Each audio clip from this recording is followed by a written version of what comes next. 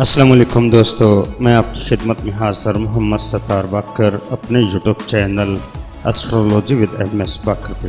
دوستو، آج کا جو ویڈیو کا موضوع ہے وہ برج حوت والوں کے لیے نومبر 2019 کیسے گزرے گا۔ تو دوستو، ویڈیو کو آگے بڑھانے سے پہلے میں تمام دوستوں سے گزارش کروں گا کہ میرے چینل کو سبسکرائب کر لیں۔ 1 تا 8 نومبر آپ کے زچے کے 5ویں گھر میں کیتو براجمان ہے۔ 5واں گھر ہے آپ کا عشق، پیار، محبت، خوشی و غم، شہرت و عزت اور اولاد کا۔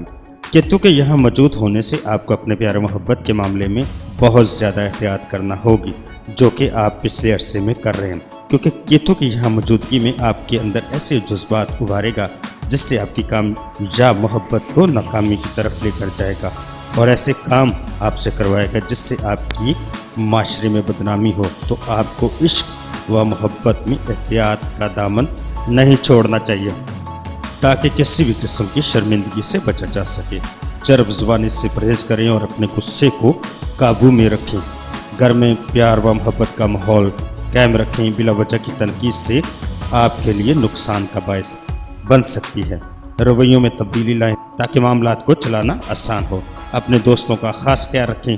اگر کوئی آپ کا دوست مشکل میں ہو تو اس کی بروقت مدد کریں۔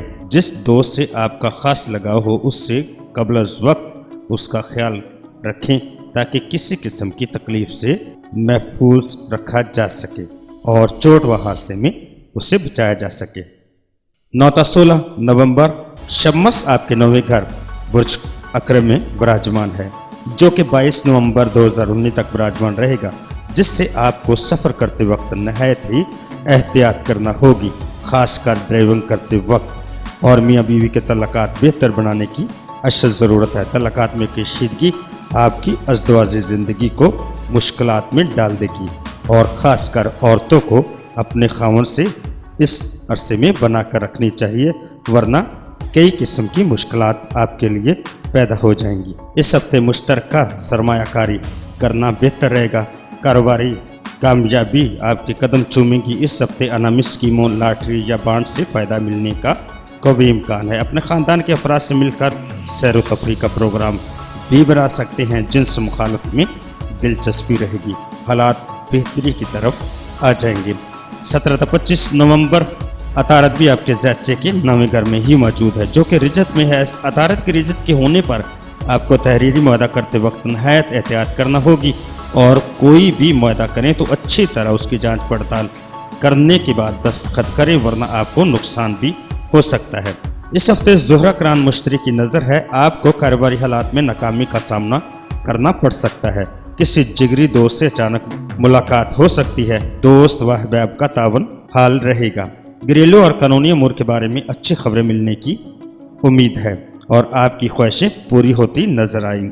زہرہ بھی آپ کے 9ویں گھر میں موجودگی سے محبت پرست لوگوں میں رومانوی ماحول میسر آئے گا۔ 26 تا 30 نومبر 27 نومبر 2019 کو مشتری آپ کے 11ویں گھر برج جدی میں داخل ہوگا، جو کہ آپ کا گھر آمدن، امیدوں اور سکھ کا ہے۔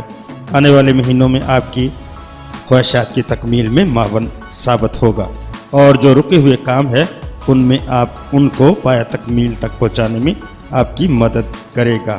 آپ کے 11ویں گھر میں زحل اور راہو براجمان ہے، جس کی وجہ سے اس ہفتے سفر کرنا نحس ثابت ہوگا، اور والدین کی طرف سے خوشخبری ملے گی۔ نظامی ہضم میں خرابی پیدا ہونے کا خدشہ ہے، اور سر درد کی تکلیف سے بھی آپ کو گزرنا پڑ سکتا ہے۔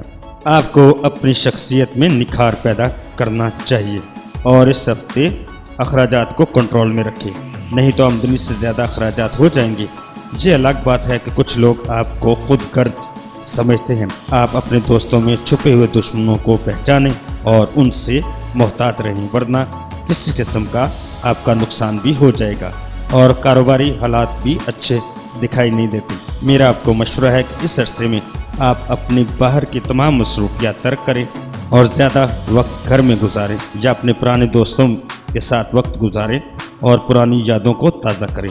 یہی آپ کے لیے بہتر ہے۔ تو اپنا بہت سارا خیال رکھیے گا، اور اپنے پیاروں کا بھی خیال رکھیے گا، اور مجھے اپنی دعاؤں میں یاد رکھیے گا۔ اللہ حافظ، فی امان اللہ۔